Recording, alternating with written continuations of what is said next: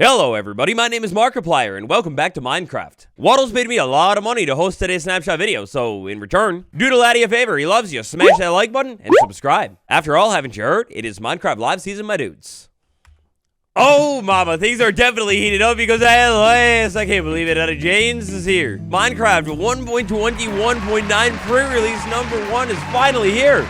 We're done with snapshots, and I can't believe that I'm saying this, but for the very first time ever, we now know for sure that the copper dropper is 1.21.9. I mean, we kind of assumed it to be that, but technically, the devs had never said officially what number was going to be on Java. Now, this all makes me wonder, 1.21.9, 1.21.10, or are we about to finally move on? I mean, you correct me if I'm wrong, but I think in the 16-year game history of this game, we have never had on Java a 0.10.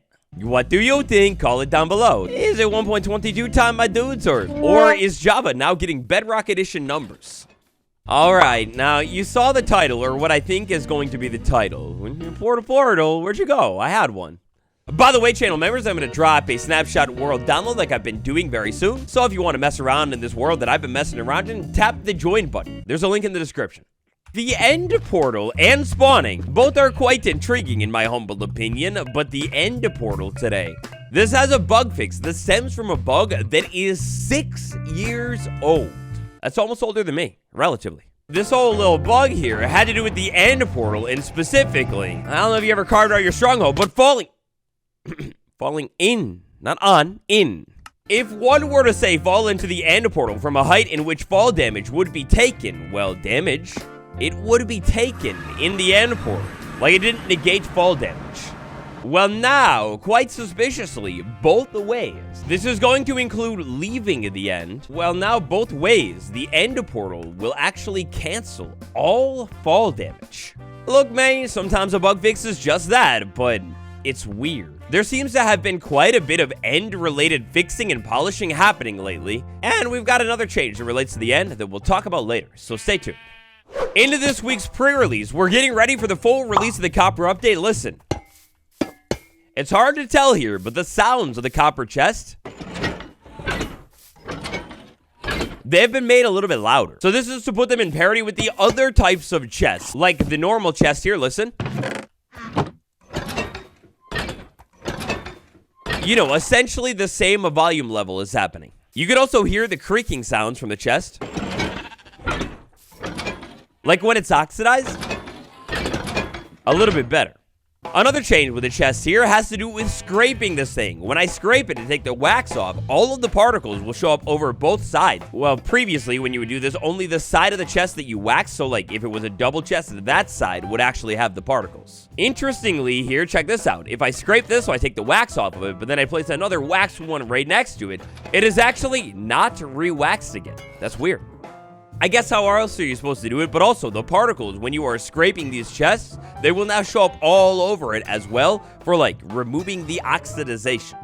Are the particles always meant to be green though? I can't remember. Ooh, now the star of the show of a couple of snapshots ago, the mannequin. These things are crazy advanced, very cool. A couple of weeks ago, you might remember if you saw this video, we took a look at these mannequins and how to make them actually like do things in your world. Maybe walk over towards you. Maybe say like something like copying my moves, like I'm jumping around and all the mannequins are jumping. It's pretty crazy. Maybe even most creepily, make them all watch you as you move around the world. Yeah, man, this stuff is cool. Well, now, if I'm able to figure it out, as documented on the changelog here, mannequins can now support a couple of different data fields.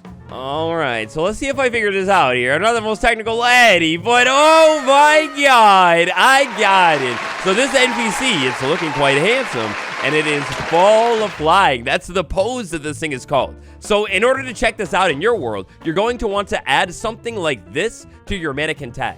So I'll try to remember to paste this whole command down in the description, but we've got a couple of different poses. This next one here is sleeping. Oh no, Wattles, what happened to you? And where's your name tag, bro? I guess it's gone while you're sleeping. So we just go ahead and excuse me. I'm so sorry, dude. This feels so weird. This next one here is called crouching.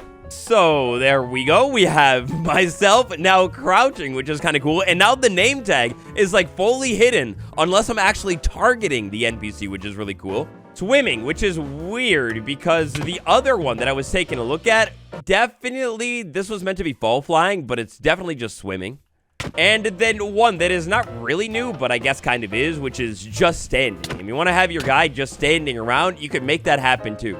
Look at all of these different mannequin poses. Hey, Mark, I'm so sorry. Now, the poses are the really cool stuff, but you do have some other technical things that you can do here, such as immovable. You can make it so a mannequin cannot be moved or pushed around. You can add a description or hide a description. And even a mannequin spawn eggs that don't still technically exist in the game, but you can give yourself a custom spawn egg that should spawn a mannequin. Well, now the data from that spawn egg will actually be preserved. The command, if you're looking for that one, you can go ahead and check it out, pause the screen, and copy this exactly. Of course, you go ahead and change certain bits of it if you want, but yeah. All in all, I wonder what Mojang might be cooking up here when it comes to this mannequin business, because this stuff is seriously so advanced, and it's really cool, fun to mess with.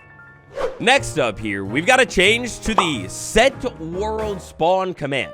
Previously, when running this command, you could only run this command and have it work inside of the overworld, but no longer is that the case. So, if we're gonna mess with this, first things first, we probably want to set our spawn in the overworld just to, like, be safe. Then, if I go ahead and move over to the end here, and I could theoretically do this literally anywhere that I want in the end, but maybe I like the idea of the world spawn being right here next to the dragon. Well, once I set that, and I unlife, my bed's here. Wait, hold on a minute, get rid of that. Well, once I unlife and there's no spawn point, I am now sent over to the end. You can set the world spawn in any dimension. Now, I wonder what happens here if we go through this portal. This should send us back to the world spawn, right? Oh, no. Oh, no. I was afraid of that. I am now stuck in the end dimension. Oh, dude, that's kind of cool. Well, I guess you got to be careful with that one, huh? So this is actually pretty crazy, though, because theoretically, you could now actually set up some kind of game mode to make yourself start in the nether and to basically only be able to stay in the nether, too. Same thing with the end as well. What in the world is Minecraft cooking? Some new game modes, please? I've always, since the nether update, thought it would be so cool to be able to change where you are actually starting inside of a Minecraft world. Maybe we could now do that soon. Copper Golem, Copper Golem. In the last snapshot, the Copper Golem was kind of fixed, but also completely broken, the path binding. So, you take a look at this. If we have the Copper Golem with some items, it will now correctly move around and locate open chests and look through them again. Now, are you going to go right for it? No, you're not. That's perfect. So, he's going to take his time, just like he used to, open the chest and go one by one and look through the chests. They are still a little bit derpy here, but I mean, hey, at least they got to actually do their job again. Tragically, they still oxidize at the pace of a snail, like turn into a statue on Java. They really need to fix this, man. Like in my survival world, I'll be live from it tomorrow, 3 p.m. Eastern. I've had a Copper Golem standing around named Lincoln for like literally 100 days now, and nothing is happening. It's not turning to a statue. Mojang, this is my final petition for this update. Please, make the Copper Golem statue turn into a statue as quickly as it does on Bedrock. Why is this so hard? Here in this week's snapshot, we've got ourselves a ton of different various copper changes going down. Just check this out. Copper chest, lightning bolt strikes the chest, and well, no oxidization. I take it back. It is. It didn't hit before. Meanwhile, a lightning rod. We have a little bit of oxidization, and yeah, the lightning is stripping the copper rods all the way back to normal. How about a copper statue? Yeah, baby, it works here too. Now, how about a Copper Golem? We have you standing and lightning hits you. Oh, you're freaking out a little bit, but I don't know if you caught it real quick there, but the Copper Golem is actually having the oxidization removed level by level. Oy. It only has so much health, man. Be careful. For the very first time ever, though, in the snapshots for this update, lightning rods will actually be able to be, like, stripped of their oxidization as long as you haven't waxed them and lightning actually hits them. Same thing with all of the other copper things being added in this update. And speaking of copper things, look up copper in the inventory, and now, unlike ever before, the copper things are not quite so much the chests, the statues, or the lanterns, but all of the bars and chains are properly organized here. Tragically, I guess it's been like this for a while now, but this removes the perfect rows of all of the copper things in Minecraft. Oh, man. And then, for the rest of this week's snapshot, that's actually just about it. We have some new server management protocol business. We've got a little bit more information with Minecraft profiles and their textures that you can pull. And then we have a small handful of bug fixes right here. Now that we're done with Snapshot season and moving into pre-releases, a new release can happen any day of the week. I'll probably end up talking about some of the pre-releases at some point, but usually I wait and round them all up into one big video. So tap that like button, subscribe for more videos, and stay tuned, because you never know. Maybe there's a new one and it's big tomorrow. Thank you all very, very much for watching. Come to my survival stream tomorrow. I'm prepping my survival world for the Copper Golem update. And stay tuned for Minecraft Live very, very soon. Goodbye, everybody. I'll see you tomorrow.